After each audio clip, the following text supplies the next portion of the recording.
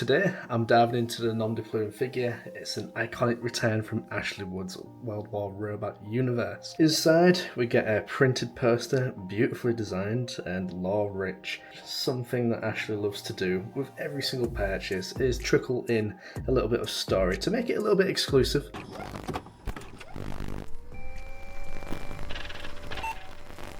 Now, coming back to this is the poster that Ashley Wood has decided to bless us with.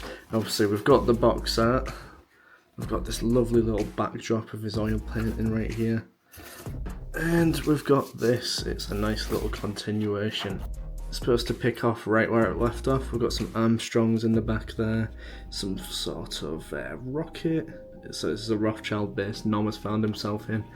Here's the main tower.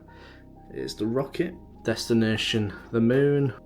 Yeah, so it looks like here what was a Martian warning turns into a call to arms for Earth.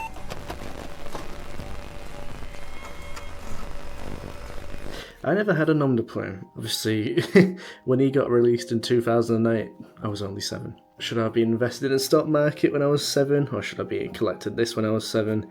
I am now 24, and I am able to be thankful enough to even witness the restarting of Ashley Wood and him relaunching his poster boy as such, the Nom De Plume himself. Straight away, in hand, nice and heavy. Now that I have got an older De Plume in my collection, I can safely say that this is a more up-to-date figure. You can already tell it's the same sort of sculpt he's going for. The overall body is improved, so it's got a squishy chest, it makes for better articulation, and you can see the overall figure body type is more realistic, and the proportions are nailed down a bit better. It's really good, really good.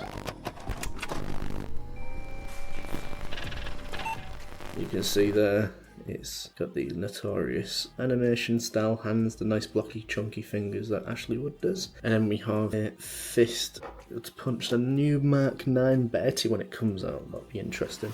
Obviously we have a stand, a crotch grabber, and a base right there. So this is his Razorback pistol. It's got a nice little sight on it. The barrel can confirm it does spin. We have a glossed lens on the actual weapon. Now, if you've ever had any of the 3A stuff there, it's supposed to be all washed out kind of thing with some paint or some oil to make it look like it can do. And one of my favourites actually is the shotgun. Now, the shotgun here, it's a typical sawn-off. What I do like about this is that it's pump action. Overall, the sculpt is brilliant. Trigger finger is already pushed full back, so a fat finger can fit in there. Very nice. Obviously, we haven't got any moulded ejector tray, but it must have been a black. A light turn of bronze/brown, and then finishing off with a silver. So nothing too special. It's just a base, generic base, but it has Underverse on it, so it's a nice step in the right direction. When was the last time you had a fucking Nom De Plume with a base? Exactly. Now, the spirit of the original Nom is alive and well. Obviously, the gas mask, the stance, it's all still here. Everything just feels more refined, really. Joints are smoother. Engineering underneath has matured without really losing the gritty charm that he's got. You know, the basic stuff. Towards like 2020 to like 2025 at the moment, it's kind of like recession season for the entire world, so I thought they might be cheaping out on a couple of things, but obviously they'll just make the price go up in inflation. But stuff like the boots, you could almost have me fooled. What they've chosen, it feels like real leather. It's that good. Something that thin for this scale is definitely pleather. Unless it was sheep's leather, but I don't think it is. Nice thing though is that the laces are nice and big. Now, if you really wanted to, you could trim them off, but they also have weathering on them as well. Yeah, it still has the nice classic look for the cargo. Tons of weathering on this as well. I can definitely feel it in my fingers. Now, it comes with a grenade. Got the canister/pouch, brings oxygen, holster. Obviously the leg thing is clever as well, but it doesn't seem to be going anywhere anytime soon, although in the future I might imagine could flake. The joints themselves, everything on the inside, including the elbow and even the shoulder, you can see where the you can see where the weathering ends, and on the inside of the joints there's still weathering, so I am impressed with that. The overall look of the arm itself, skinny build, but it is muscular, and it's very heavy, like, it's very heavy. We do have some hair at the back, very cartoony. There is some criticisms about the helmet. I think it looks fine. I know that they probably could use this a second or third turn to just seal in the look, but when it comes to the pipe coming out of the mask, this is kind of perfect. This is exactly what I'd want it to be. The top of the helmet does look a bit funky, kind of looks almost German in origin, you know what I mean? But yeah, it just looks like he's been updating his gear, that's about it. Now, here's something worth discussing, price. I got mine second hand off eBay for about £150. Now, that's a great deal compared to the £256 with retail price on Underverse website, including international shipping as well. Now, I was lucky enough to actually see this launched, and I just thought, for a price point of a brand new figure, it kind of scared me off, as I didn't know at the time, obviously. It included international shipping and potentially no import tax. Could say that about the tariffs now, but yeah. Obviously the only flaw on eBay was the outer box had damage, as seen here. Now, but the figure itself was untouched. It must have been some sort of hard object that was on top of it, or someone stepped on it, something like that. Now, it's never been displayed. So does the box really lower its value? And it's not exactly an old item, so, you know, it kind of defeats that idea of, oh, it's had history behind it, but it kind of still has.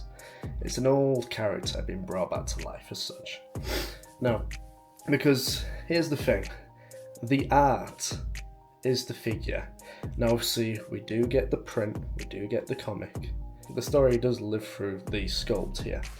Now, it's not the shipping box. As collectors, we should ask, what exactly gives a figure value? Is it obviously the perfection of the box? Or is it the preserved intention of the artist? Obviously, inside. Now, if you was to think about it, the intention of an artist, it's from start to finish. Now, if you're making toys and stuff, or collectibles, dolls, whatever you want to call them, I'd say it's probably the entire experience.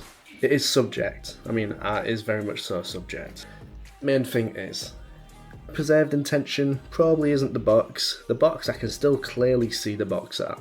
And it's the same sort of turn. It's the exact same thing again on the inside. I get met with this twice. Now, it doesn't really matter that this is broken to me. I can still see the set text on the side. I can still see the story on the side. I can see the epilogue and the prologue quite clearly.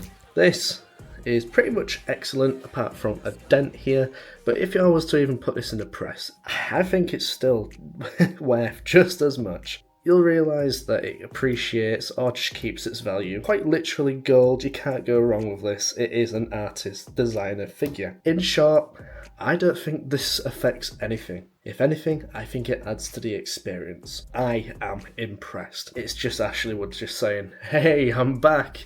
You ready to get some big bots? And I'm all for it. I know he released the World War Robot portable line again, but the portable line is like a 1/18th scale. Now, they're small little plastic figures, very small, expensive. It's like £80 a pop. Sure, he released some variants, teased some new robot iterations of our favourite models like the Bertie and the Bramble, but it wasn't exactly hitting right. Now, he was getting like sales on that, but I think it was just mainly to gain traction. They sell pins, badges, clothing, and then we get surprised with something like this. Something World War Robot. He released a square once, and it was like a Mark V square. Everyone ballistic. It was 6 scale, perfect. Everyone loved that. Criticised the lack of weathering, it looked too clean, so I'm guessing he went back to the drawing board with this.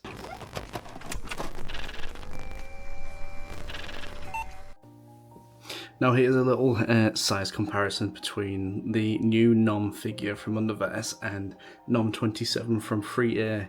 Nom 27, I think, was released 2013, so it's more of a recent figure. He's been able to go back and spruce up some things since 2008. So we still get the nice little leather design, nicely intertwined laces. One thing I do like about them, obviously, is that it's a smaller boot, more harshly cut off there, and the laces are a lot smaller. The bag itself, lots of weathering, tons of weathering. Everything has weathering on it, multiple passes, you can see that. You can see there is a subtle darkness to it, so that you are paying attention. The weathering on the helmet, you can see the helmet is thin. Do have some pleather straps. When I got this guy, it was very much so brand new, never been pursed before. This guy is a lot lighter. The build quality is still pretty good. Obviously a trademark 3A body. The joints are very stiff still, but they do rattle a lot compared to this one. The Underverse Nom body is very, very in tune with its tolerances. You can still have a lot of weight on that joint and it won't break. Although the artistry in this figure goes a long way, and it just creates a timeless look, really. The guy on the left looks great, feels great, has really good weight to it, feels overall very nicely polished. But the weathering, if it was like anything like this, like they used to do, this would make it a 10 out of 10. I'd say this is a solid 8.5/9 from me, but this guy kicks it out the ballpark. The only thing I wish it would be is that if it weighed a little bit more. Interestingly, there is ratchets, and that helps obviously with the age of the figure. That butterfly joint is ratcheted. Crazy. That is just held with friction, although whatever it is very tight. The clothing is very good. Now the body itself, the overall shape, it is a bit boxy, whereas this guy prevails with a more realistic shape. Well, that's just technology over the years, isn't it? Overall sculpt, perfect. Aura, a billion. This guy still has its base aura from the original Nom, but it still includes a pistol. This guy did include a spare hand, which is different. Very unheard of for a 3A figure. Dual revolvers. This guy's only got a revolver, several interchangeable hands, and a shotgun, which I've never seen a shotgun being used for a Nom before, so that's awesome. So I will be using that when it's on display in a cabinet at some point. And also we have the box art. The box is a lot smaller. It does come with a poster. The actual box art itself is the poster as well, like this figure. So they're trying to keep something consistent, and yes, I can still feel the residue from the weathering there.